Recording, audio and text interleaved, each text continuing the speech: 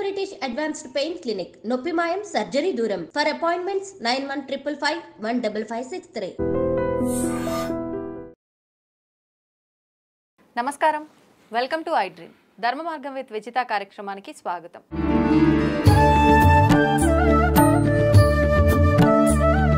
ప్రస్తుతం మనతో పాటు ఉన్నారు ప్రముఖ ఆధ్యాత్మికవేత్త, జ్యోతిష పండితులు చింతా రుక్మాంగదరావు గారు. ఇప్పుడు వారితో మాట్లాడి మరిన్ని విషయాలు తెలుసుకుందాం. మనకున్న సందేహాలన్నింటినీ కూడా నివృత్తి చేసుకునే ప్రయత్నం చేద్దాం. నమస్కారం అండి. మాతృదేవోభవ, పితృదేవోభవ, ఆచార్యదేవోభవ. అయితే ప్రతి ఒక్కరూ కూడా పొద్దున్న లేచిన దగ్గర నుంచి పడుకునే వరకు ఎవరి నోట్లో నుంచి అయినా ఒకరి నోట్లోంచి ఖచ్చితంగా వచ్చే పదం ఏంటి అని అంటే అదృష్టం. ఇంకొకటి దానితో పాటే వెన్నంటే ఉండే పదం దురదృష్టం. నిజంగా అదృష్టాన్ని నమ్ముకోవాలి, అదృష్టం ఉంటేనే మనం ఎంత హార్డ్ వర్క్ చేసినా కూడా మనకు కలిసి వస్తుంది అని చెప్తూ ఉంటారు. అదృష్టం లేదు, ఏమీ లేదు, మనం కష్టపడితే ఖచ్చితంగా ఫలితం వస్తుంది అని నమ్మే వాళ్ళు ఉంటారు. అందుకని చెప్పి నిజంగా ఈ అదృష్టం దురదృష్టం అనేది నమ్మొచ్చా? నిజంగా ఇవి నిజమేనా? నిజంగా ఉంటుందా అదృష్టం అనేది? మనం ఏ పని చేయకపోయినా అదృష్టం ఉంది కదా అని నమ్మి కూర్చుంటే నిజంగా వస్తుందా ప్రతి ఒక్కటి మన దగ్గరికి? దీనిపైన ఏం చెప్తారు మీరు? మనిషి జీవితంలో అన్నిటికన్నా గొప్పది ఏది అంటే అందులో డబ్బులు, పదవి, అందము, ఆస్తులు, చదువు, ఇలా ఎవరు తోచింది వాళ్ళు చెప్తూ ఉంటారు, ఆలోచిస్తూ ఉంటారు. కానీ అన్నిటికన్నా గొప్పది అదృష్టమే. ఇవేవి లేకపోయినా అదృష్టం ఉంటే చాలు, అవన్నీ వీళ్ళ చుట్టూ తిరుగుతాయి. అంటే ఇప్పుడు బెస్ట్ స్పీకర్ ఫస్ట్ విన్నర్ అని ఒక మాట ఉంది. అంటే బాగా మాట్లాడగలిగిన వ్యక్తి మొదటి విజేత అని అర్థం. బాగా మాట్లాడగలిగిన వాళ్ళు, ఒక అందమైన స్త్రీ, ఒక విద్యావంతుడు ప్రపంచాన్ని చుట్టగలరు. ఇప్పుడు టెండూల్కర్ క్వాలిఫికేషన్ ఎంతమంది తెలుసు? ఆయన బ్యాటింగ్, ఆయన క్వాలిఫికేషన్. ఇప్పుడు ఐశ్వర్యరాయ్ క్వాలిఫికేషన్ ఎంతమంది తెలుసు? ఆమె మిస్ వరల్డ్ యూనివర్స్ ఏదో అయింది. ఆమె అందమే, ఆమె ఎక్కువ క్వాలిఫికేషన్. బాగా మాట్లాడగలిగిన వాళ్ళు అంటే ఎప్పుడు మాట్లాడతారు? వాళ్ళు మాట్లాడబోయే విషయం పైన స్పష్టమైన అవగాహన ఉన్నప్పుడే మాట్లాడతారు. అప్పుడు అందరూ ఆమోదిస్తారు. కాబట్టి ఇది అదృష్టం, వారి అదృష్టం. ఇది ఇలా పలు రకాలుగా ఇంకెన్నో విషయాలు ఉండొచ్చు. అంటే అదృష్టం అనేది గొప్పదని చెప్పడానికి 3 ఎగ్జాంపుల్ చెప్పాను. ఇప్పుడు ఈ అదృష్టము, దురదృష్టము అనేవి ఖచ్చితంగా ఉన్నాయి. భగవంతుడు అందరికీ జన్మనిచ్చాడు, బతకడానికి కావాల్సిన స్వేచ్ఛ ఇచ్చాడు, అన్ని వనరులు ఇచ్చాడు. ఇది ఒక గొప్ప అదృష్టం. వీటన్నిటిని సక్రమంగా సద్వినియోగం చేసుకోలేకపోవడము ఒక పెద్ద దురదృష్టం. అంటే మన లైఫ్ ఆర్డర్లో మనం పెట్టుకోవడం లేదు. ఇప్పుడు 1, 2, 3 అన్నట్టు ఒక పుస్తకంలో ఎలాగైతే పేజెస్ ఉంటాయో మనము 50వ పేజీని ముందు పెట్టుకుంటున్నాము, 1వ పేజీని చివరికి పంపిస్తున్నాము. అంటే మన పరిస్థితులను అపరిపక్వంగా మనం కిందికి పైకి పెడుతున్నాం. అప్పుడేమవుతుంది? సీరియల్గా లేనప్పుడు ఏమవుతుంది? వాళ్ళకి సక్రమంగా ఏది జరగదు. ఎలా నిజంగా అంటే ఇది 1వ పేజీ లేదంటే 50వ పేజీ అని మీరు చెప్పినట్టుగా ఎవరికి వాళ్ళని డిసైడ్ అవ్వాలి అని అంటే ఖచ్చితంగా దానిపైన కొంత అవగాహన ఉండాలి. నిజంగా ఎలాంటి అవగాహన ఉండాలి? ఎలా తెలుస్తుంది? అంటే ఇక్కడ ఉద్ధరైన ఆత్మను ఆత్మనమన్నారు. ఎవరికి వాళ్ళు ఆలోచించుకోవాలి. మన పరిస్థితులు ఏంది, మన కుటుంబ పరిస్థితి ఏంది, మన పరిస్థితులు తగినట్టు మనం ఎలా పోవాలి, గొంతెమ్మ కోరికలు కోరకుండా చక్కగా మన వాళ్ళు మనం ఎట్లా ఉద్ధరించుకోవాలనేటువంటి ఫార్మాట్ ప్రతి ఒక్కరికి ఒక సపరేట్గా వస్తుంది. అందరికి ఈక్వల్గా రాదు. అంటే ఈక్వల్గా అంటే ఒకే విషయాలు రావు. తగ్గట్టుగానే ఉంటుంది. ఫర్ ఎగ్జాంపుల్, ఒక వ్యక్తి ఈ విధంగా డిజార్డర్లో తనకు తోచిందంతా చేస్తూ అప్పులు చేసి అతను తీవ్రమైన కష్టాల పాలయ్యి సమాజంలో తిరగలేక ఇప్పుడు ఏమైంది? వచ్చిన అవకాశాలను దుర్వినియోగం చేశాడు. ఇప్పుడు సమాజంలో తిరగాలంటే అప్పుల వాళ్ళు వెంటబడుతున్నారు, ఫోన్లు ఆఫ్ చేస్తున్నాడు, తిరుగుతున్నా వెంటబడుతున్నారు.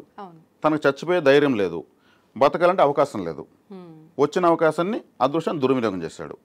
ఇప్పుడు అదృష్టము దురదృష్టం ఇతని వెంట ఉన్నాయి కదా, అదృష్టాన్ని ఉపయోగించుకోలేదు, దురదృష్టం వైపు వెళ్ళాడు. కానీ ఇప్పుడు దాన్ని గెట్టని అవ్వాలి, ఇతను తప్పదు కదా. ఆత్మహత్య మహానేరం, అతను చచ్చేది. వీటిని ఎలాగైనా జయించాలనుకున్నాడు. ఇప్పుడు అదృష్టం అనేది ఒక్కసారి తలుపు తడుతుంది, మనం కావాలనుకున్నప్పుడు రాదు, వచ్చినప్పుడే మనం దాన్ని సద్వినియోగపరచుకోవాలి అంటారు కదా, అలా మళ్ళీ మళ్ళీ అవకాశం వస్తుందంటారా మనకి? దాని గురించే మీకు ఇప్పుడు చెప్తా ఉండేది. ఈ వ్యక్తి ఏం చేశాడు? ఒక అడవిలోకి వెళ్ళిపోయాడు. ఆ అడవిలోకి ఎలా వెళ్ళాడు? తను దారి తెన్ను లేకుండా తను ఎలా వెళ్తున్నాడు? అక్కడే రూట్లు గూగుల్ మ్యాప్లు ఉండవు కదా, తన ఇష్టం వచ్చినట్టు వెళ్ళిపోయాడు. అతను డీప్గా వెళ్ళిపోయాడు. ఇంకా మనిషి అంటూ వెళ్ళలేనంత డీప్ ఫారెస్ట్లోకి వెళ్ళిపోయాడు. వెళ్ళిపోయేసి ఇంకా ఇక్కడికి మనుషులు మాత్రం వస్తే జంతువులు, పక్షులు తప్పితే ఏం రావని నన్ను నిర్ధారించుకున్నాడు. తిరిగి చూస్తే తను ఎట్టొచ్చాడో కూడా తనకు దారి తెలియదు. ఆ విధమైన అడవిలోకి వెళ్ళిపోయాడు అతను. అంటే అంత ఫ్రస్ట్రేషన్లో అతను వెళ్ళిపోయాడు. అక్కడ ఒక పెద్ద చెట్టు కనిపించింది. అక్కడ వెళ్దాం, ఇది బాగుంది, కూర్చుందాం కూర్చొని వెళ్తే అక్కడ ఒక వ్యక్తి కూర్చొని మెడిటేషన్ చేస్తున్నాడు. ఇతనికి ఆశ్చర్యం వేసింది, ఇదేంద్రా బాబు, మనిషే రాని జాగాలోకి వస్తే ప్రశాంతంగా ఇక్కడ కూర్చొని చక్కగా 90 డిగ్రీస్లో వెన్నెముక పెట్టుకుని మెడిటేషన్ చేస్తూ ఒక వ్యక్తి ఉన్నాడు. ఇతనికి అతను వింతగా కనిపిస్తున్నాడు. సరే, ఇతని దగ్గర ఏదో ప్రత్యేకత ఉంది, మనము ఏదో అదృష్టాన్ని పొందబోతాము, సమస్యల నుంచి అధిగమిద్దాం అని ప్రశాంతంగా అక్కడే కూర్చున్నాడు. ఆయన కూర్చుంటే సాయంత్రానికి అతను మెల్లగా కళ్ళు తెరిచాడు. కళ్ళు తెరిచి ఇతను ఎదురుగా కనిపించాడు. అతను ఉలిక్కిపడ్డాడు. ఈరోడురా బాబు, మనం సమాజంలోనే వద్దనుకుని మనం ఇక్కడికి వస్తే ఇక్కడ కూడా ఒకటి ఎత్తుకుని వచ్చి ముందర కూర్చున్నాడు, నిజంగా మనిషి అయినా లేదా దయ్యం ఏదని అనుకుని కొంచెంసేపు చూసి ఒకరు చూసుకున్నారు. నిజంగా మనిషే ఎదురుగా ఉండేది మనిషి అనుకున్నాడు. మెల్లగా మళ్ళీ పరిచయ కార్యక్రమం స్టార్ట్ అయింది. ఎవరినైనా నువ్వు ఏంది పరిస్థితి, సో మాది పలానా ఊరు, సరే ఎందుకు వచ్చావు, ఏంది, సరే సమస్యలు ఇలా వచ్చాయి, స్వామి మీరు నాకు సహాయం చేయాలన్నాడు. నేనేం చేయగలను బాబు, నాకు ఇక్కడేమి డబ్బులు లేవు, ఏమీ లేదు, నేను నీకేం చేయగలను. లేదు స్వామి, మీరు నాకు ఒక దారి చూపించాల్సిందే అన్నాడు. సరే, నేను చేయగలనైతే చేస్తాను, ఏం కావాలి మీకంటే, నాతో కూడా ఒక భూతాన్ని పంపించన్నాడు. భూతం ఎందుకనో అదే ఇతనికి అర్థం కాలేదు. భూతాన్ని ఇతను డబ్బు లేదని అడగబోతాడేమో, ఎక్కడ తెచ్చేవాళ్ళు ఇతను అనుకుంటా ఉంటే కూడా భూతాన్ని పంపించచ్చాడు అంటే ఇతని ఆలోచన ఏంది అసలు, భూతం కోసం ఈ అడవిలోకి వచ్చాడా ఏంది అనుకునేది. మీకు ఎందుకంటే అదంతా వద్దు స్వామి, ఆ భూతం నేనేం చెప్తే అది చేయాలి, నేనేం చెప్తే అది ఆ భూతం చేయాలి, అది మంచి అయినా చెడైనా ఏ చెప్తే అది. సరే ఓకే, ఇతను ఏం చేశాడు, ఒక భూతాన్ని అక్కడ ఒక భూతం అతను టార్చర్ పెడతాం ఆల్రెడీ, నాకేదైనా పని చెప్పు నాకేదైనా పని చెప్పు అని వెయిట్ చేయి అని అతను అంటున్నాడు. కరెక్ట్గా ఇతను వచ్చాడు. ఇతను మెడిటేషన్ చేసుకుంటే డిస్టర్బ్ చేస్తూ ఉంటుంది ఆ భూతం. అదో భూతమా, నీకోసం ఒక వ్యక్తి వచ్చాడు, మా ఫ్రెండ్ ఇతను నీకు కావాల్సినంత పని పెడతాడు, చక్కగా ఇతనితో వెళ్ళిపో, నాకు పని చెప్పలేదంటే నేను ఒప్పుకోను. ఇతనేమి, నీకు బోలెడైన పనులు ఉన్నాయి, నేను చెప్పితే చేసి పెట్టు. సరే, ఇతని ఆలోచన ఏమి, ఈ భూతాన్ని అడ్డం పెట్టుకుని మన సమస్యలన్నింటినీ అధిగమించేద్దాం, అందరికన్నా గొప్ప వాళ్ళు అయిపోదాం. సరే, ఈ భూతానికి ఒక కండిషన్ పెట్టాడు, నేను మా ఊరు వెళ్ళే వరకు నీకు పని చెప్పను, అక్కడికి వెళ్ళిన తర్వాత పని చెప్తాను, అది కండిషన్. అంతే కదా, పోదాం పదనింది. ఇద్దరు వచ్చేసారు, అడవిలోంచి బయట ఊర్లోకి వచ్చారు. ఈ భూతం చెప్పింది, నాకు పని చెప్పు అనింది. ఇతను ఏం చేశాడంటే, ఇతనికి ఒక ఫ్లాట్ ఉండింది, ఆ ఫ్లాట్ దగ్గర తీసుకెళ్ళి ఇక్కడ ఒక 14 ఫ్లోర్స్ ఒక అప్స్టైర్ ఉండేది, 14 అప్స్టైర్స్ ఉండే ఒక బిల్డింగు కట్టాలన్నాడు. అంటే ఇది సిమెంటు కమ్మి తెచ్చుకొని అన్నీ కలిపి ఒక 6 నెలల సంవత్సరం కడుతుంది అనుకున్నాడు అతను.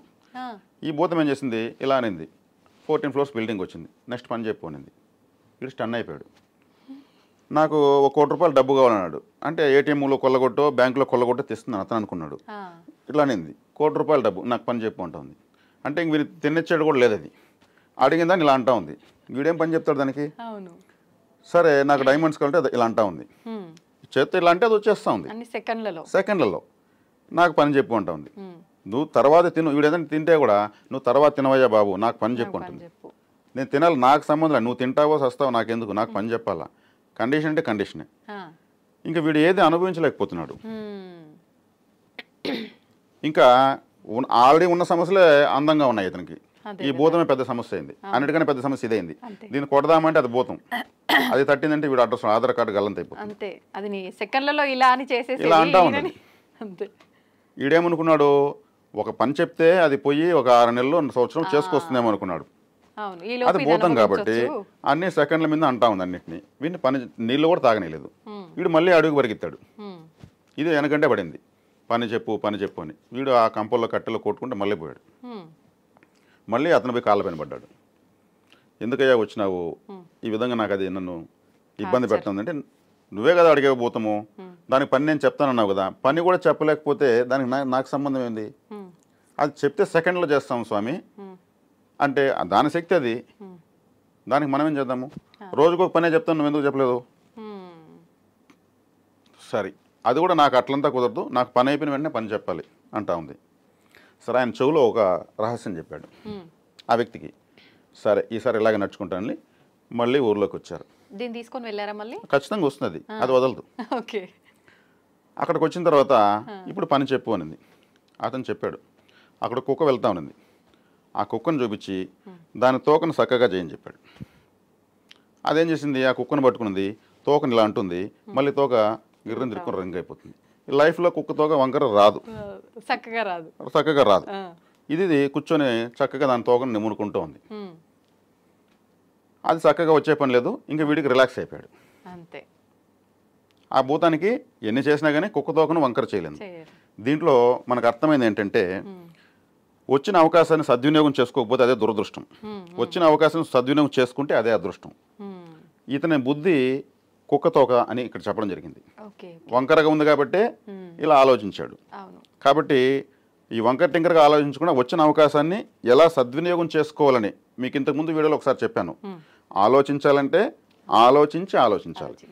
అలా అనాలోచితంగా ఆలోచిస్తే ఇట్లా అనవసరమైనటువంటి అదృష్టమే దురదృష్టంగా శత్రువుగా మారిపోతుంది. కొంతమంది డబ్బు ఎక్కువైపోయే దాన్ని ఎలా ఆపరేట్ చేయాలో తెలియకుండా అప్పుల పాలయ్యి దేశాలు విడిచేశారు. డబ్బు లేకుండా కాదు, ఉండి దాన్ని ఉపయోగించుకో ఎట్లా మనీ మేనేజ్మెంట్ ఎలా చేయాలో తెలియకుండా, అదృష్టాన్ని ఎట్లా సమన్వయం చేయాలో తెలియకుండా.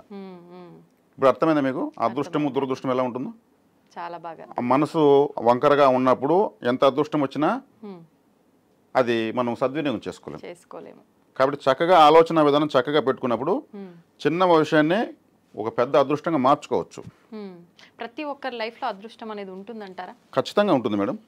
ప్రతి ఒక్కరికి నేను పుట్టడమే ఒక అదృష్టం అని చెప్పాను. వాళ్ళకు వచ్చిన పరిస్థితులను వాళ్ళు ఒక చార్ట్ వేసుకొని దాని ప్రకారం దాన్ని కానీ వాళ్ళు అడుగులు వేసుకుంటూ వెళ్తే ఏ స్థాయికైనా వెళ్ళొచ్చు. కాబట్టి ఈ అదృష్టాన్ని ఎప్పుడు మనం కరిగిస్తామంటే మనకు కలిగినటువంటి అవకాశాలను అడ్డం పెట్టుకుని ఇంకొకరిని హేళన చేయడంతో ఇక్కడ ఇది కరుగుతూ ఉంటుంది. మనకు వచ్చినటువంటి అదృష్టాన్ని అడ్డం పెట్టుకొని ఇంకొకరు చూసి బాధపడాలి అనే విధంగా బిహేవ్ చేస్తూ ఉంటే ఇక్కడ అదృష్టం కరిగిపోతుంది, పెరగదు. కొద్ది రోజుల తర్వాత అందరూ అంటారు ఆడికి ఏదో వచ్చింది, ఇంకా ఊర్లో అందరినీ చూసి ఫోజులు కొట్టాడు, 6 నెలలకు మామూలుగా అయిపోయాడు అని అందరూ తిరిగి ఇతనికి ఎక్కడి నుంచి మొదలు పెట్టాడు అంటే ఇంకెవరో చూడాలా అంటే ఇక్కడ వచ్చేకాడికి ప్రకృతి ఇవ్వలేనంత డబ్బుని ఎవరు అడగలేరు. ఈ ప్రకృతి ఇవ్వలేనంత డబ్బు ఎవరు అడగలేరు. ఈ ఖగోళంలో ఉన్న సూర్యగ్రహము యొక్క పరిస్థితే ఇలా ఉంటుంది అంతే. దాని యొక్క పరిస్థితి, దాని ప్లేస్మెంట్, సూర్యుడి యొక్క పరిస్థితి అలా ఉంది. సౌరమండలంలో గ్రహాలు తిరుగుతున్నాయి. గ్రహాల్లో భూమి ఒకటి, ఆ భూమిలో ప్రపంచం ఉంది. ప్రపంచంలో ఒక రాష్ట్రం, ఒక దేశం, ఆ దేశంలో ఒక రాష్ట్రం, అది తెలంగాణ, ఆ రాష్ట్రంలో హైదరాబాద్. అక్కడి నుంచి ఇక్కడ తీసుకుంటే మన ప్లేస్ ఎంత ఉంది? సూర్యుడి పరిస్థితే ఒక చుక్క పెన్నతో చుక్క పెట్టినంత కూడా లేదు. మరి మీరు ఒక 70 లక్షల కోట్లు అడిగారనుకోండి, ప్రకృతి ఏంది అసలు దీన్ని అడిగేది చేతగలేదు అంటుంది. మిమ్మల్ని డబ్బులు అడగడమే చేతగలేదు మీకు అంటుంది. 70 lakhs CR అంటే మనకు అబ్బో ఎంతో అమౌంట్ అనుకుంటాం, కానీ ప్రకృతికి అసలు మీరేమి అడగనంటే లెక్క. ఇప్పుడు ఉదాహరణకి ఇప్పుడు ఇవన్నీ ఉన్నాయి కదా, ఇవన్నీ ఎవరు తయారు చేశారు? మనుషులు. ఆల్రెడీ మేడ్ బై యూనివర్స్ ఇవన్నీ. ఇక్కడ రిప్రజెంటేటివ్స్ కానీ మనుషులు వస్తారు. మెడికల్ రిప్రజెంటేటివ్ ఎలా వస్తారు అలాగే మనుషులు వస్తారు ఇక్కడికి. ఎవ్రీథింగ్ మేడ్ బై యూనివర్స్ అంతే. అక్కడ మ్యానుఫ్యాక్చరింగ్ అయిపోతుంది, అది మెటీరియల్ కావడానికి ఇక్కడ మనుషులు వస్తారు. రీసెర్చ్ అంటాం కదా, రీసెర్చ్ అంటే ఏంది? మళ్ళీ వెతకడము అంటే ఇప్పటి వరకు ఆల్రెడీ ఉన్నవే, అన్నీ ఉన్నవే, అది మరుగున పడితే దాన్ని మళ్ళీ వెలికి తీసుకొస్తారు అంతే. వీళ్ళు సృష్టించేది ఏముండదు. రీసెర్చ్ అంటే మళ్ళీ దాన్ని అయితే ముందు వెలుగులోకి తీసుకొచ్చారని అర్థం అంతే. ఎవరు తయారు చేసేది ఏమి ఉండదు, ఆల్రెడీ మేడ్ బై యూనివర్స్. మన అదృష్టం కూడా మనకు ఆల్రెడీ మేడ్ బై యూనివర్స్. దాన్ని దుర్వినియోగం చేసుకుంటే దానికి ఎవరికి సంబంధం లేదు. అందుకు ఆలోచన అనేది చాలా శక్తివంతమైనది.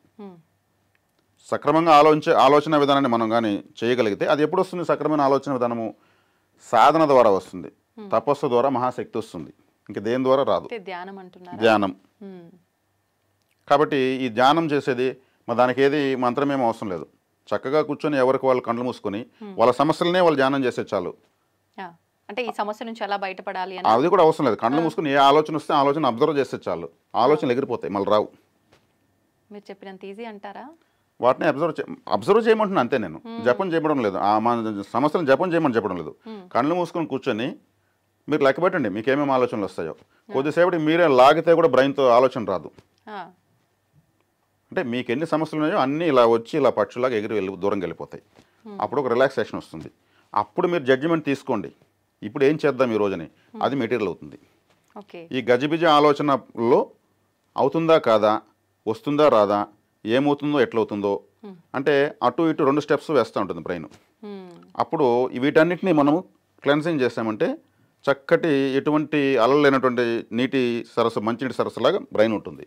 అప్పుడు తీసుకునే నిర్ణయం ఖచ్చితంగా మెటీరియల్ అయిపోతుంది. ఓకే, అంతే. ఇక్కడ మంత్రాలు లేవు, దేవతలు కూడా లేరు.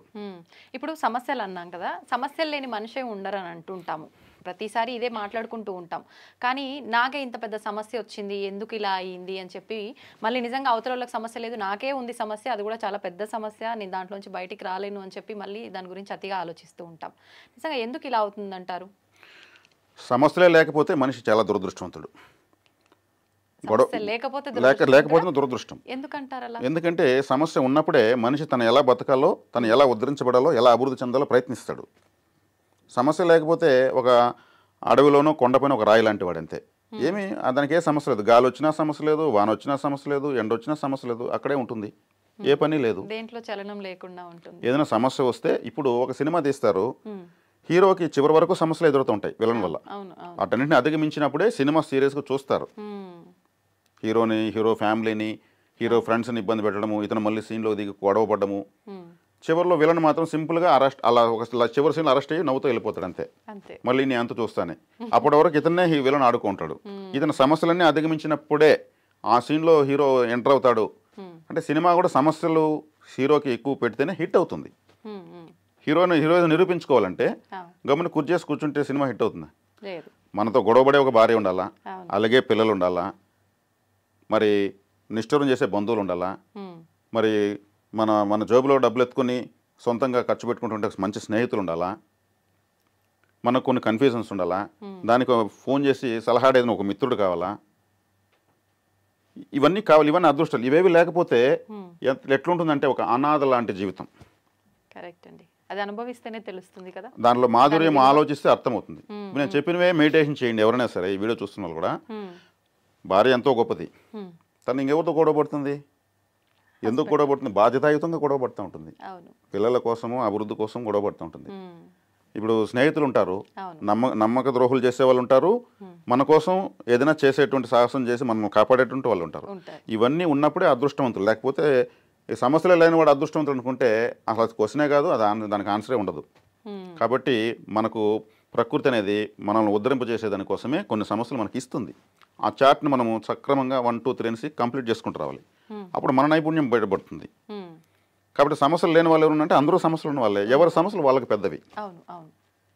కాబట్టి కొంతమంది గొప్ప వాళ్ళు అంటూ ఉంటారు, మేము ఎన్నో కష్టాలు పడ్డాం కాబట్టి ఈరోజు ఈ స్థాయిలో ఉన్నాం, మేము ఎన్నో సుఖాలు పడ్డాం కాబట్టి ఆ మాట ఎందుకు రాదు అంటే వాళ్ళు అన్ని కష్టాల ఫలితమే ఈ రోజు ఉన్నట్టు ఈ అద్భుతమైన జీవితం అని వాళ్ళు అనుభవంతో చెప్తారు. నిజంగా అన్ని కష్టాలు అనుభవిస్తేనే మంచి సుఖవంతమైన జీవితం ఉంటుందంటారా? ఇది కర్మభూమి. అంటే ఇక్కడ మనిషిగా పుట్టిన దేవుడు కూడా కష్టాలు పడాల్సిందే. శ్రీరామచంద్రుల వారు ఆ లైఫ్ అంతా కష్టాలే కదా. అవునండి. కట్టెగా నేలపైన పడుకున్నాడు, కట్టెలు తెచ్చి కుటీరాలు వేసుకునేసి ట్రైబల్ లైఫ్ అనుభవించాడు. భార్య దూరమైంది, పిల్లలు దూరమయ్యారు, రాజ్యం దూరమైంది, తల్లిదండ్రులు దూరమయ్యారు, అన్నదమ్ములు దూరమయ్యారు. కోతులు పట్టుకుని ఒక పెద్ద మహాప్రపంచ స్థాయి వీరుడిపైకి యుద్ధానికి వెళ్ళాడు, వానర సైన్యాన్ని. ప్రతి సెకండ్ ఆయన ట్రబుల్ని ఫేస్ చేస్తూ అధిగమిస్తూ వెళ్ళాడు. ధర్మం ఎప్పుడు తప్పలేదు. మరి ఆయనకి అక్కడే కూడా జాంబవంతుడు, హనుమంతుడు లాంటి గొప్ప గొప్ప వాళ్ళు వచ్చి మీట్ అయిపోయారు. ఒక ఇన్ఫర్మేషన్ తన రాజ్యాన్ని పంపించుంటే దశరథ మహారాజు సామ్రాజ్యంతో వచ్చి రావణాసుడి పైన పడేది. అటు పోలేదు. మరి ఆయన మన సాక్షాత్ శ్రీ మహావిష్ణువే, ఆయన ఎన్ని ట్రబుల్స్ ఫేస్ చేయలేదు, ఎన్ని అసౌకర్యాలు అనుభవించలేదు. ఇవన్నీ అంటే ఎవరికైనా కష్టాలు తప్పవు, దాన్ని అధిగమించిన వాడే గొప్పవాడవుతాడు అని నిరూపించడం కోసం వాళ్ళ కష్టాలు అనుభవించారా, లేదంటే దేవుళ్ళకి కూడా కష్టాలు తప్పవు, మానవులకి ఈ భూమి పైన పుట్టిన తర్వాత దేవుడైనా మనిషిగా పుడితే కష్టాలు తప్పవు, వాటిని అనుభవించినప్పుడే కృషి ఉంటే మనుషులు ఋషులు అవుతారు, మహాపురుషులు అవుతారు అనే దానికి ఇదే తార్కాణం. నేను రెడీ అన్నప్పుడే ప్రకృతి మనకేదన్నా నువ్వు ఎలా రెడీనో చూపిస్తానని చెప్పి మనకేదైనా ముందుకు ఇస్తుంది. నేను ఏమి చేయను అనుకున్న వాడికి ఏమిస్తుంది? నాకు ఆకలి లేదంటే అన్నం పెడతారా? లేదు. కాబట్టి నేను రెడీ అన్నప్పుడే ఏదైనా ఇది వస్తుంది. దాన్ని ఎలా ఛేదించాలో అదే రీసెర్చ్, ప్రతి ఒక్కటి రీసెర్చే. అదే పాండవులు ఉన్నారు. పాండవులు మరి వాళ్ళు ఏకచక్రపురంలో మారువేషాల్లో ఆకలిని ఎవరు జయించలేరు. సాక్షాత్ దైవ స్వరూపులు వాళ్ళు. అవును. ఇల్లు వీళ్ళకి భౌతిక భిక్షాందేహిని అడుక్కొని తెచ్చి అంతా ఒక చోట పెట్టి వాళ్ళ తల్లి దగ్గర ఆమె ఎవరికి ఎలా పెట్టాలో ఎవరి కడుపు ఎంతో తల్లికి తెలుసు. అందుకే తల్లి కడుపు చూస్తుంది, భార్య జోబు చూస్తుంది అంటారు. ఆమె పంచేది ఐకమత్యాన్ని వదలలేదు వాళ్ళు. తల్లిని ఎంత ఆరాధించారు. సమాజానికి ఈరోజు దేవతలుగా ఆరాధించబడుతున్నారు. మరి దుర్యోధనుడికి ఎందుకు ఆలయాలు లేవు? పాండవులకి ఎందుకు, ద్రౌపది మాతకి ఎందుకు అంత ఆదరణ ఉంది? పంచమహాపతివ్రతలు ఆమె ఒకటి, సీతా, సావిత్రి, ద్రౌపది, మండోదరి, అరుంధతి 5 మందిలో ఈమె ఒకటి ఉంది. మరి ఆరో పతివ్రతను ఎందుకు చెప్పలేదు? వాళ్ళంత ఖచ్చితమైనటువంటి జీవితాన్ని అనుభవించారు. అందరికీ ఆదర్శమయ్యారు. యుగ యుగాలకు వాళ్ళు కీర్తించబడుతున్నారు. వాళ్ళు పడిందేమో కష్టాలు, పూజించబడుతున్నారు. ఇప్పుడు మంచి జ్ఞానం ఉన్న వాళ్ళైతే, ఇప్పుడు మీరు ఎలాగో ద్రౌపది టాపిక్ మాట్లాడారు కాబట్టి, మంచి జ్ఞానం ఉండి వివరణ తెలిసిన వాళ్ళు అయితే మూర్ఖంగా మాట్లాడరు. అంటే 5 భర్తలు ఉన్న ద్రౌపది పతివ్రత అని మన పురాణాల్లో ఒక ఆడదాని గురించి మాట్లాడారు గొప్పగా అని అంటే ఎటువంటి పురాణాలు మనవి, ఎటువంటి శాస్త్రాలు మనవి? మరి ఇప్పుడు ఒక్క భర్త ఉన్న వాళ్ళని, మనం నిజాయితీగా ఉన్న వాళ్ళని కూడా అంత నిజాయితీగా మాట్లాడరు స్త్రీ గురించి అని అంటే శాస్త్రాలే తప్పు అనే ఒక పోకడలో కూడా మాట్లాడే అజ్ఞానులు ఉన్నారు. ఏం చెప్తారు? నిజంగా ద్రౌపది 5 భర్తలు ఇక్కడ ఇవి శాస్త్రాలు కావు, పురాణాలు. మహాభారతం అనేది పురాణం, శాస్త్రం కాదు. శాస్త్రం అంటే జ్యోతిష్ శాస్త్రం, వాస్తుశాస్త్రం లాంటివి.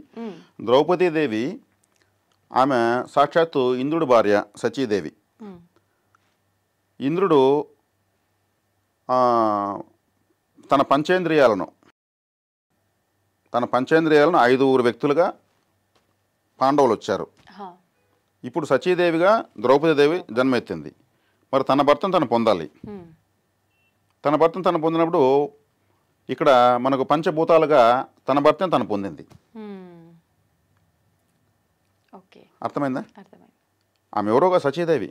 పురాణంలో వెనక్కి మనకు మదర్ డాక్యుమెంట్స్ వెనక్కి తీసుకుంటూ వెళ్తే సచీదేవి.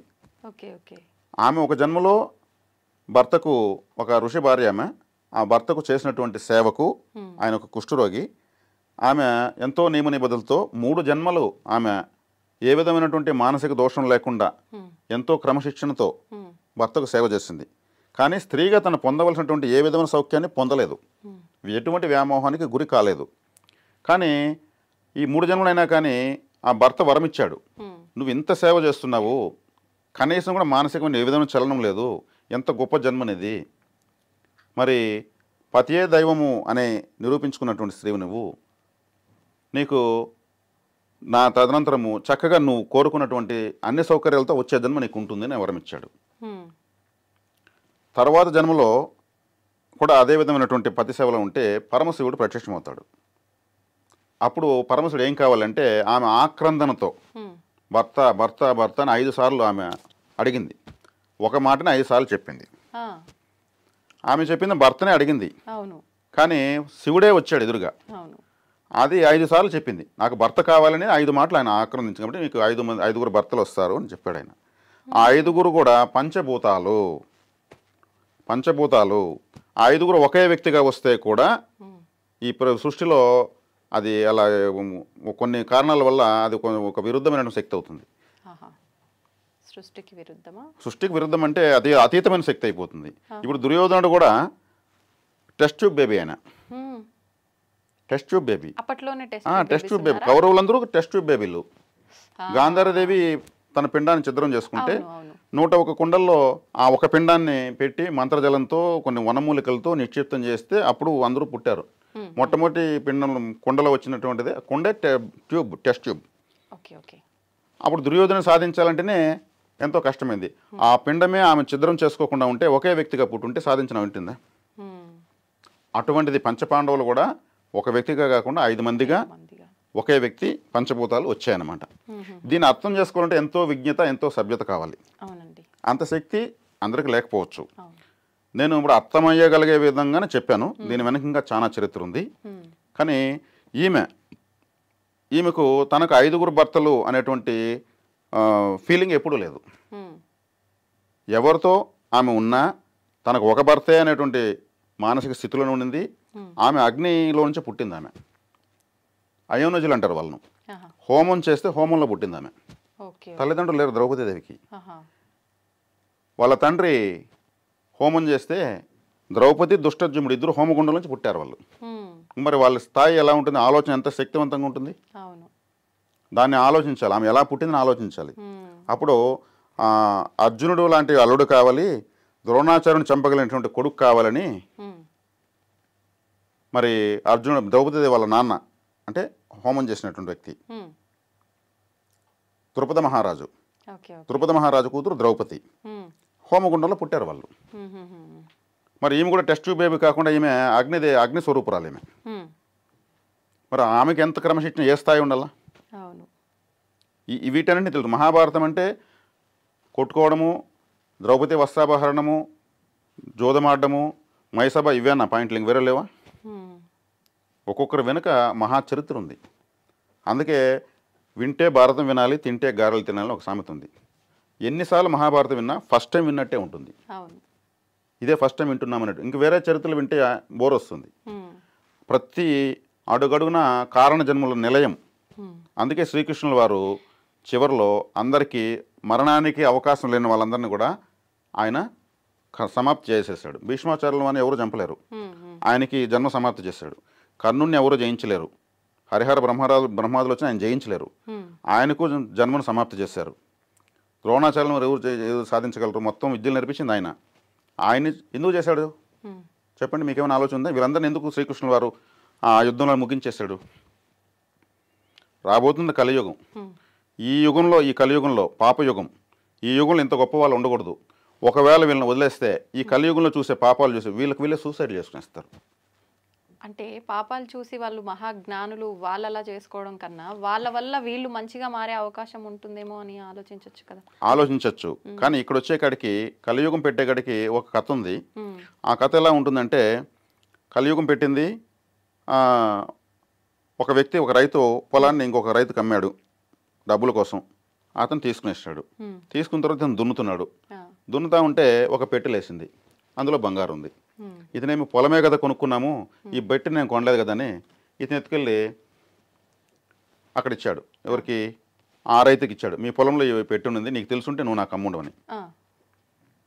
ఇప్పుడు ఇతనేం చేశాడు, నేను పొలం వేసా, అందులో ఏమున్నా నీదే అని ఇతను అంటున్నాడు.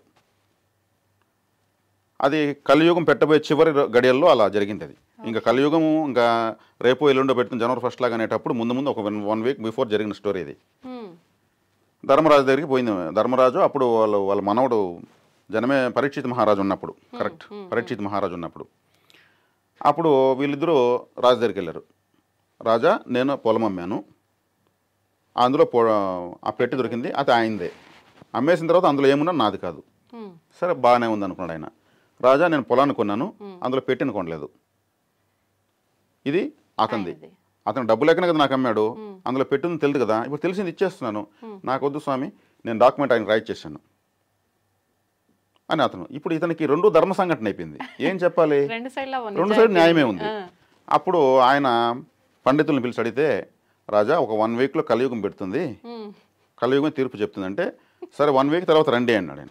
1 వీక్ అయ్యేకాడికి వీడు కలియుగ ప్రభావం స్టార్ట్ అయ్యాడు. వీడు పరిగెత్తున్నాడు, నా పెట్టి నాకు, నేను ల్యాండే అమ్మాను, ఆ పెట్టి నాదే అంటున్నాడు. వీడు ల్యాండ్ అమ్మేసావు కదా, అమ్మిన తర్వాత దాంట్లో ఏమన్నా నాదే అంటున్నాడు.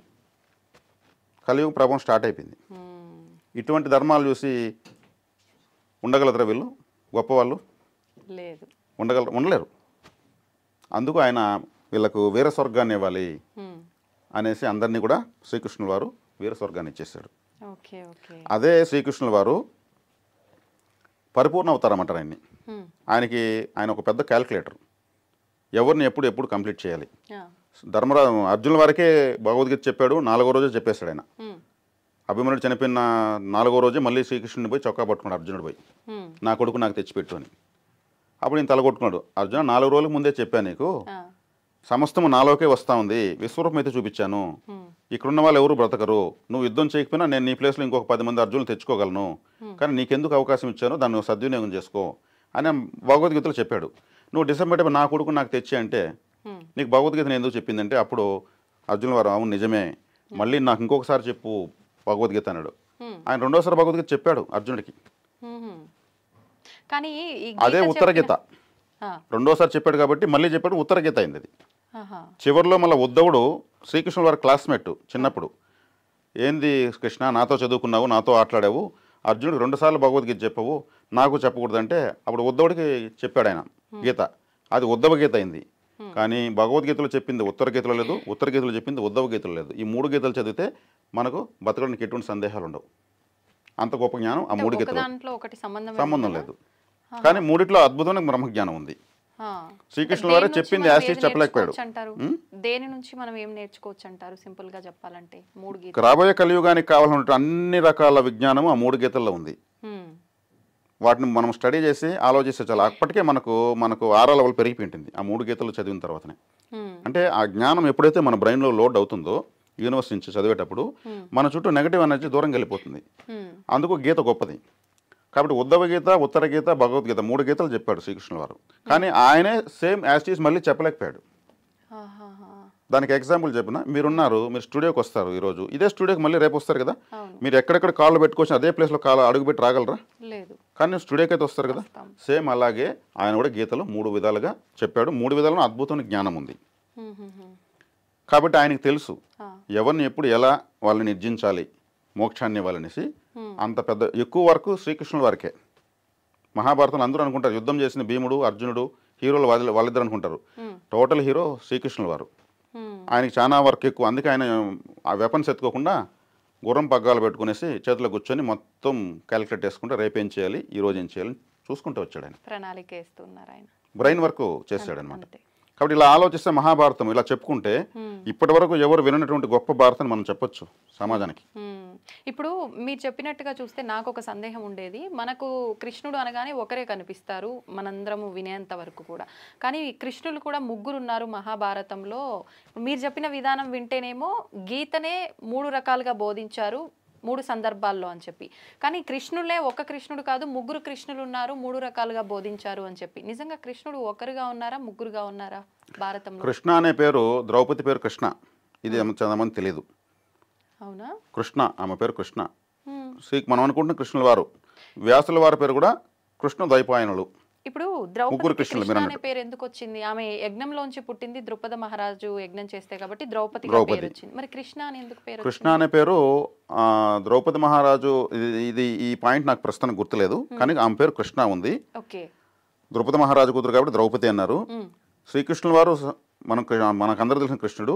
కృష్ణ ద్వైపాయనులుగా మనకు వ్యాస భగవానుల వారి పేరుంది. ఈ 3 కృష్ణులు వీళ్ళే. ఇది కాకుండా శ్రీకృష్ణుల వారే ఆయన ఒక బాడీ మెడిటేషన్ చేస్తూ ఉంటుంది. మనకు 7 బాడీ లెవెల్స్ ఉంటాయి. Physical body, mental body, spiritual body, etheric body, emotional body, cosmic body, ఇలా 7 బాడీ లెవెల్స్ ఉంటాయి. మనకు 7 బాడీ లెవెల్స్ ఉంటాయి. దీంట్లో ఆయన ఒక బాడీలో స్పిరిచువల్ బాడీలో మెడిటేషన్లో ఉంటాడు. మిగిలిన 6 మందిని బయట వచ్చి పని చేయగలరు. ఆయన ఒక పెద్ద హిప్నాటిస్ట్. అప్పట్లో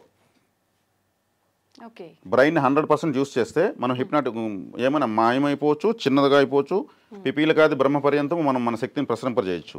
వివేకానంద స్వామి వారు 2% మాత్రమే. వివేకానంద స్వామి, ఐన్స్టీన్ లాంటి వాళ్ళు 2% బ్రెయిన్ యూస్ చేశారు. 98% వాళ్ళు బ్రెయిన్ యూస్ చేయలేకపోయినారు. అక్కడికే వాళ్ళు ప్రపంచ ప్రసిద్ధి చెందిన గొప్ప వాళ్ళు అయినారు. అప్పుడు మనం ఏ స్థాయిలో బ్రెయిన్ యూస్ చేస్తున్నాము? అసలు మన బ్రెయినే యూస్ చేయడం లేదు. అంటే బ్రెయిన్లోనే అంతా శక్తి ఉంది. 100% యూస్ చేసినటువంటి గొప్ప మహా అవతారం శ్రీకృష్ణ అవతారం. అందుకే పరిపూర్ణ అవతారం అనేది. ఆయనకి తెలుసు గతంలో మనమే రాముడు, గతంలో మనమే నరసింహస్వామి, గతంలో మనమే వరాహస్వామి, మనమే వైకుంఠములో ఉండే మహావిష్ణు మనమే, అన్నీ తెలుసు ఆయనకి. భూత భవిష్యత్ వర్తమానాలపైన గ్రిప్ ఉంది ఆయనకి. అందుకే శ్రీకృష్ణ అవతారం చాలా పరిపూర్ణ అవతారం. ఆయన్ని స్టడీ చేస్తే ఇంక మన లైఫ్ నల్లేరుపై నడకవుతుంది. అంటే చాలా సాఫీగా ఉంటుంది. ఈ భూలోకం పైన ఇంకో భూలోకాన్ని చూడగలుగుతాం, అంత నాలెడ్జ్ వస్తుంది. ఈ భూలోకం బృందావనంలాగా కనిపిస్తుంది, లేదంటే ట్రాఫిక్లో సిగ్నల్సే కనిపిస్తాయి.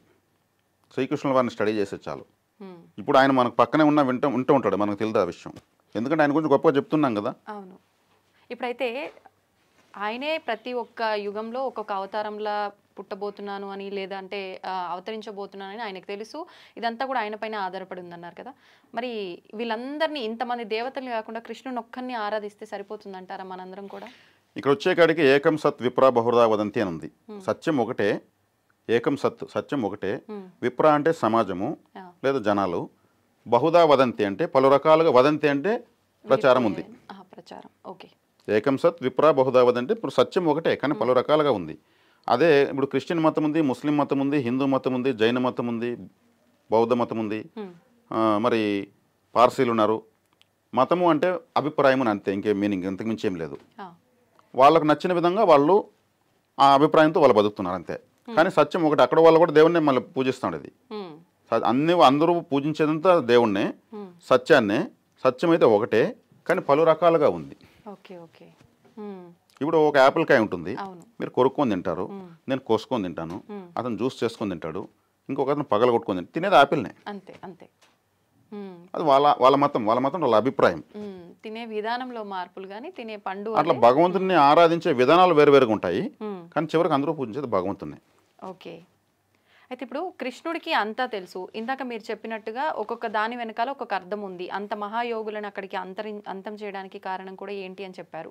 ఇప్పుడు ద్వారకా మునిగిపోతుంటే కూడా కృష్ణుడు అక్కడ ప్రజల్ని కాపాడలేకపోయాడు, దాని నుంచి రక్షించలేకపోయాడు అని చెప్పి అంటారు. అంటే ఇక్కడ రక్షించే అవకాశం ఆయన చేతిలో ఉంది, అయినా రక్షించలేకపోయాడు అని అంటే దానికి ఇంకేదైనా అర్థం ఉందంటారా? ఏంటి అర్థం? ద్వారకా అనేది శ్రీకృష్ణుల వారి నిర్యాణం తర్వాత మునిగింది, శ్రీకృష్ణుల వారు ఉండంగా మునగలేదు. అవునా? శ్రీకృష్ణుల వారి నిర్యాణం అయిన తర్వాత సముద్రుడికి ఆయన ఆదేశం ఇచ్చేశాడు, ఇక నువ్వు దీన్ని తీసుకెళ్ళి లోపల తీసుకెళ్ళని. అది ఒక షిప్ పైన కట్టాడు శ్రీకృష్ణుల వారు. యాక్చువల్గా ద్వారకా నగరమే ఒక షిప్పు, సముద్రంలో ఒక పెద్ద షిప్ పైన నీటిలో మునగకుండా నిర్మించిన ఒక నిర్మాణం విశ్వకర్మ చేత. జరాసంధుడుతో 17 సార్లు యుద్ధం వస్తే 17 సార్లు యుద్ధం చేస్తూ ఉంటే ఈయన చివరగా ద్వారకలో అక్కడ వచ్చి ద్వారకా నగరాన్ని సముద్రంపై నిర్మించాడు. అంటే జరాసంధుడు నీటి వద్దకు వచ్చి యుద్ధం చేయలేడు, అందువల్ల అతను బలహీనతను గుర్తించి ఇక్కడ నిర్మించడం జరిగింది. ఇక కలియుగ సమాప్తి అవుతా ఉంది, కలియుగం ప్రారంభం అవుతోంది, యుగ సమాప్తి అవుతోంది. ఈ నగరము ఉండడానికి సముద్ర గర్భంలోకి వెళ్ళాలని శ్రీకృష్ణుడి యొక్క ఆదేశాల మేరకే దాన్ని సముద్రుడు వచ్చి తీసుకెళ్ళాడు.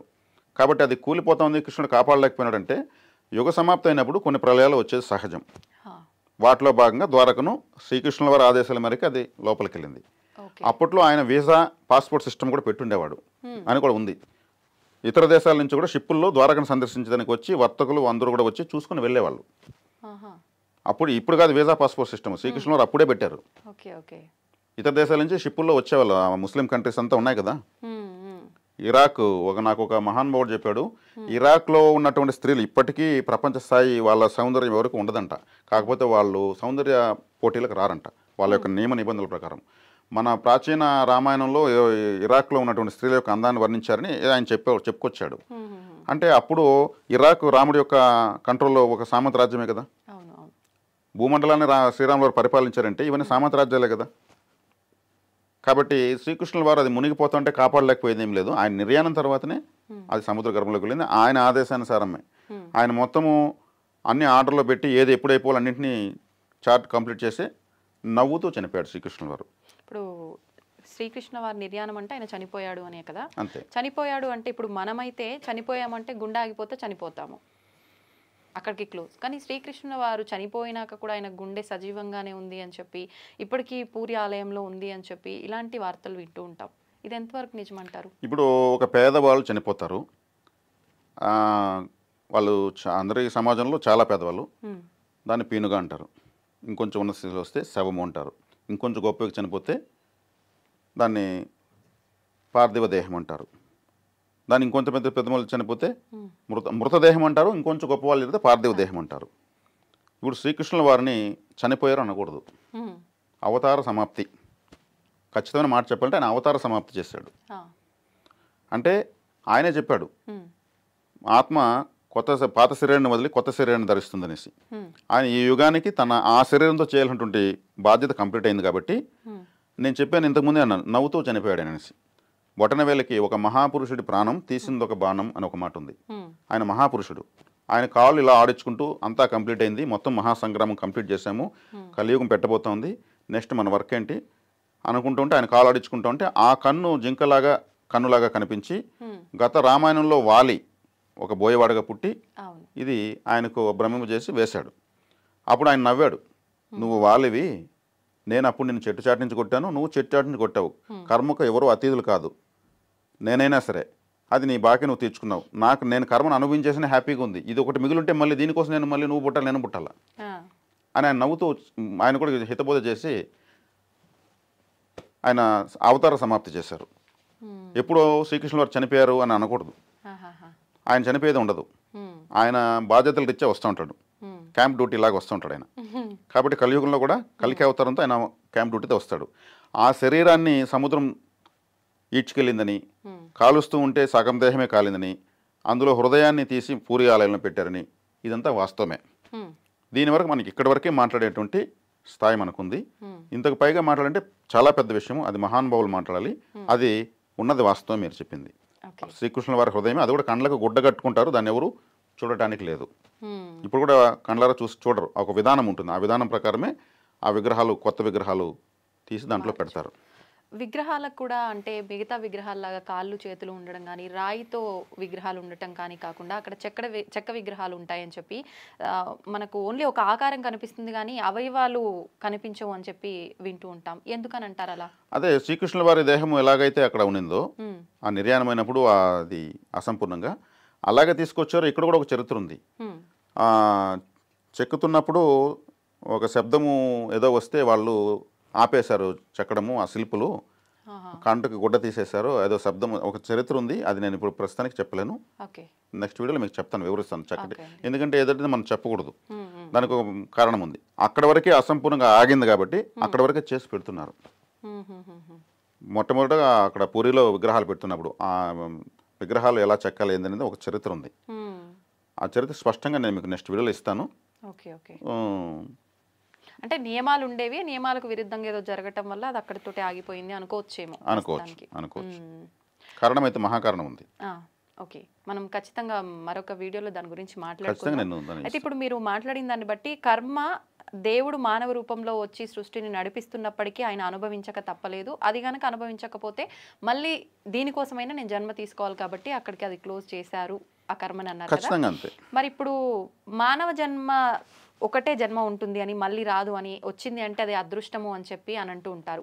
ఈ జన్మలో ఇప్పుడు నాకున్న పాపపు కర్మే కానీ అది పుణ్యకర్మే కానీ నేను తీర్చుకోలేకపోయానే అనుకోండి, మరి నేను మళ్ళీ మానవ జన్మగా పుడితేనే కదా నేను అవన్నీ తీర్చుకోగలుగుతాను.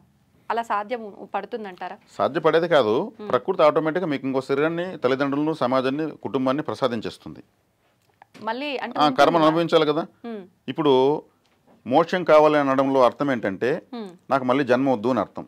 మళ్ళీ జన్మ వద్దు అంటే నేను చెప్పినట్టు జడ పదార్థంగా మారిపోవడమే మోక్షం అంటే. ఇది ఎవరన్నా బాధపడినా కానీ నేను క్షమించాలి నన్ను ఈ మాట అన్నందుకు. మళ్ళీ జన్మ కావాలి, ఉత్తమమైన జన్మ, ఇప్పటికన్నా ఇంకా ఉత్తమ జన్మ కావాలి. ఉత్తమోత్తమ జన్మలకు వెళుతూ ఉండాలి, నేర్చుకుంటూ ఉండాలి. ఈ మహా విశ్వాన్ని గురించి మనం తెలుసుకుంటూనే ఉండాలి. ఒక జన్మతో పూర్తి కాదు ఇది, ఈ విజ్ఞానం అనంతమైనది. కాబట్టి మీతో గత వీడియోలో ఉన్నాను నేను ఏమని, అర్థమైంది సిద్ధాంతము, అర్థం కానిది వేదాంతము, అర్థం అయ్యి కాకుండా ఉండేది రాద్ధాంతమని. మనము ఈ విశ్వం గురించి ఎంత పరిశోధిస్తే ఎన్ని జన్మలు కావాలంటే అన్ని జన్మలు కావాల్సి వస్తుంది మనకు. ఒకసారి దేవ సభ పెట్టి, మీటింగ్ పెట్టి బ్రహ్మదేవుడు సృష్టికర్త నేనే కదా, నాకు మించిన వాళ్ళు ఎవరున్నారు, నాకు తెలియదు ఏముంది అని విర్రబెగుతా ఉంటే శ్రీకృష్ణుల వారు చెప్పినారంట, సరే నీకన్నా గొప్ప వాళ్ళు ఉన్నారు, నీకు తెలియని వాళ్ళు ఉన్నారంటే అదెట్లది, సృష్టికర్త నేనే అన్నప్పుడు అంటే నువ్వు రాకూడదు అని చెప్పి ఆయన పిలిచి ఇలా ఒక మంత్రం చదవగానే ప్రకృతిలోంచి కొన్ని స్పేర్ పార్ట్స్ వచ్చి ఒక రథం తయారైంది.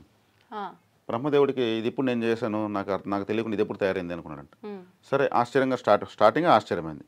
ఇతను ఎక్కాడు, తర్వాత ఏదో చెప్పాడు, ఇది వెళ్తూ ఉంటే ఎన్నో గ్రహాలు, లోకాలు దాటి వెళ్తా ఉంది. ఈ లోకాలన్నీ ఎక్కడున్నాయి, వీటన్నిటి నేను ఎప్పుడు తయారు చేయలేదే అని ఆశ్చర్యంగా చూస్తున్నాడంట. అంటే బ్రహ్మ సృష్టిలో, ఇతని సృష్టిలో అవన్నీ ఎప్పుడు చేస్తాడో తెలియదు. ఆయనకు తెలీదా, లేవా ఆయన సృష్టిలో లేవు. అలా వెళ్ళి ఒక చోట ఆకింది. అక్కడ వెళ్తే ఒక వ్యక్తి, రోమపాదుడు అని ఒక వ్యక్తి, రోమాలే పాదాలుగా కలిగినవాడు, వెంట్రుకలతో నడుచుకుని వస్తున్నాడు. అతను అంత బలంగా ఉన్నాయి వెంట్రుకలు అతనికి. అతని పేరు రోమాలే పాదాలు కలిగిన వాడు కాబట్టి రోమపాదుడు అన్నారు. అతను వస్తుంటే ఇతను ఎప్పుడు మన ఆలోచనలో లేడే, ఇతను మనం సృష్టించలేదే, ఇతను నమస్కారం పెట్టాడు. మరి శ్రీకృష్ణుల వారు చెప్పారంట, బ్రహ్మదేవుడికి కాస్త జ్ఞానోపదేశం, కొంచెం మంచి జ్ఞానం ఇవ్వాలంటే నా దాకా ఎందుకు, మా అన్న ఉన్నాడు అక్కడ, అతని దగ్గర తీసుకెళ్ళండి స్వామి అంట. అంటే వీడికి అన్న కూడా ఉన్నాడు, వాడెట్టుంటాడు అనుకున్నాంట. బ్రహ్మదేవుడు ఈయన వెంట్రుకలతో నడుస్తున్నాడు. మరి అక్కడికి వెళ్తే అక్కడ 8 వంపులతో ఒక వ్యక్తి ఉన్నాడంట. 8 రకాలుగా తన శరీరం వంగి, అష్టావక్రుడు అంటారు ఆయన్ని. 8 రకాల వంగి ఉన్నాడు కాబట్టి ఆయన ఒంటికాలపైన జపం చేస్తున్నాడు. శ్రీకృష్ణుల వారు రాగానే నమో నారాయణయ్య అని వచ్చాడు అనమాట. ఇన్ని వంపులు ఉన్నాడు, ఇతనే ఇలా ఉన్నాడు, మనం ఎప్పుడు సృష్టించామనుకున్నాడంట. అప్పుడు బ్రహ్మదేవుల వారికి కాస్త మీరు జ్ఞానోపదేశం చేయండి అంటే అప్పుడు ఆయన చెప్పాడంట, అంటే ఈ అష్టావక్రుని గురించి తెలుసుకోవాలని నేను బ్రహ్మకు ఉత్సుకత కలిగితే మా తమ్ముడికి 1000 వెంట్రుకలు ఉన్నాయి, పెద్ద పెద్ద లావు లావు వెంట్రుకలు, రోమపాదుడు అంటారు. అతను ఒక వెంట్రుక 1000 సంవత్సరాలకు ఒక వెంట్రుకలు రాలిపోతుంది. అతను ఒకసారి పుట్టి చేస్తే నాకు ఒక వంపు చక్కగా వస్తుంది అన్నాడంట.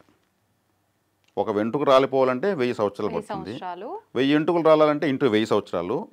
కానీ మా తమ్ముడు ఒకసారి పుట్టి చచ్చిపోతే నాకు ఒక వంపు చక్కగా వస్తుంది. 8 వంపులు చక్కగా రావాలంటే కొన్ని వేల సంవత్సరాల లక్షల సంవత్సరాలు దాన్ని బ్రెయిన్ పేలిపోతుంది ఆ లెక్క వేసేకడికి, సున్నాల వేలు. బ్రహ్మదేవుడు అప్పటికి గడగడ వణుకుతున్నాడంట. ఇది నిజమా అబద్ధమా తర్వాత విషయం. చిన్నప్పుడు బామ్మల పిల్లలకు చెప్పే కథ లాంటిది అనుకుందాం. ఇప్పుడు ఇది ఏదైనా పురాణంలో శాస్త్రంలో ఉందా? ఉంది. నేను చెప్పిన దానికి ఇది యథావిధిగా ఉండాలని ఏం లేదు. నేను కూడా చిన్నప్పుడు మీరు నన్ను అడిగినట్టే నేను మా అమ్మ దగ్గర కనుక్కున్న విషయం ఇది. ఆమె నా గురువు కాబట్టి అనంతమైనది జ్ఞానం ఈ సృష్టి. అందుకే శ్రీకృష్ణుల వారికి బ్రహ్మదేవుడు నీలాంటి బ్రహ్మలు ఎంతోమంది వచ్చి సృష్టించి వాళ్ళు గతించి తర్వాత నీకు ఇప్పుడు ఇన్ఛార్జ్ వచ్చింది, నువ్వు ఒక ఇన్ఛార్జ్ మాత్రమే, ఒక పదవి లాంటిది, అది కూడా ఒక పోస్ట్ బ్రహ్మ అనేది. ఆ పదవిలోకి నువ్వు వచ్చావు. నేనే అంత అనుకుంటే నువ్వు కానిది ఎంతో ఉంది అని చూపించడంలో పరమార్థం అది. అంటే అవును, అష్టావకుడు ఎంత గొప్ప తపస్సు ఉండాలా, రోమపాదుడు ఎంత తపస్శక్తిగా ఉండాలా. మరి ఇలా ఆలోచిస్తే మరి మనం ఏ స్థాయిలో ఆలోచిస్తున్నాం అనుకోవాలి, మనం ఏం సాధిస్తున్నాం అనుకోవాలి. చేయకముందే అంత చేశానని అహంకార పడుతూ ఉంటాం ఇట్లా చెప్తూ పోతే ఇది అనంతంగా పోతుంది. మీరు అడుగుతూ ఉంటే నేను చెప్తూ ఉంటే ఇది అనంతం. దీనికి ఎండింగ్ స్టార్టింగ్ ఉంటుంది, ఎండింగ్ ఉండదు. అన్ని గొప్ప విషయాలే ఉంటాయి. అది సంతోషం అండి, చాలా మంచి విషయాలు తెలియజేశారు. మనం ఎక్కడో అదృష్టం దగ్గర మొదలు పెట్టి ఎక్కడి వరకో వచ్చేసాము, అయినా కూడా చాలా మంచి ఇన్ఫర్మేషన్ అయితే మా అందరికి కూడా ఇచ్చారు. ధన్యవాదాలు.